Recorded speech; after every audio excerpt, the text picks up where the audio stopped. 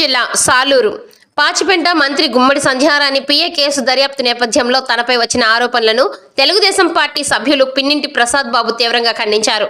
పాచిపెంటలో ఏర్పాటు చేసిన ప్రెస్ మీట్లో ఆయన మాట్లాడుతూ గత 25 సంవత్సరాలుగా తాను తెలుగుదేశం పార్టీలో క్రియాశీలక సభ్యుడిగా కొనసాగుతున్నానని తెలియజేశారు.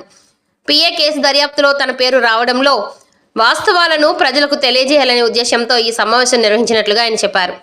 ఇటీవల తనకు ఆరోగ్యం బాగాలేకపోవడం వల్ల ఇంటి వద్దనే విశ్రాంతి తీసుకుంటున్నానని పేర్కొన్నారు. ఈ సందర్భంగా త్రివేణి అనే యువతి తనకు ఫోన్ చేసిన విషయం వాస్తవమేనని, అయితే ఆమె ఎవరో తనకు తెలియదని స్పష్టం చేశారు.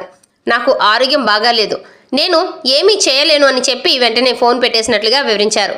ఆ తరువాత అక్కడ ఏం జరిగిందన్న విషయం తనకు పూర్తిగా తెలియదని తెలియజేశారు.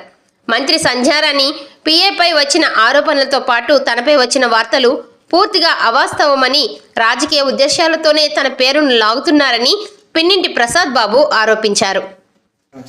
నమస్కారం. కొన్ని రోజుల నుండి వస్తున్న మంత్రి సంధ్యారాణి పిఏపై వస్తున్న ఆరోపణలు అవాస్తవం.